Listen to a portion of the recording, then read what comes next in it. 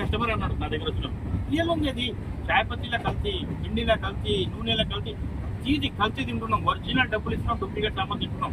రోజు ఫోన్లో చూస్తున్నామండి. ఆయిల్, ముఖ్యంగా ఆయిల్ చాలా ఇంపార్టెంట్. మన సైకిల్ మోటార్లో ఆయిల్ వేయడానికి మంచి ఆయిల్ అంటాం. ఇంత కాస్ట్లీ బాడీ గురించి, ఆయిల్ గురించి ఇది తీసుకుంటాం మనం. ఎంత ఇది మనకు ఆలోచన చేయాల్సిన అవసరం ఇది.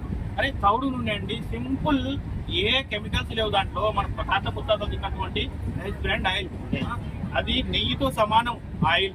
మరి ఇంతకంటే ఇంకా ఏం చెప్తాం చెప్పండి. మనం మామూలు పనికి మళ్ళీ పాత బైక్ లేయడానికి మంచి ఆయిల్ గురించి సెలెక్ట్ చేస్తాం మనం.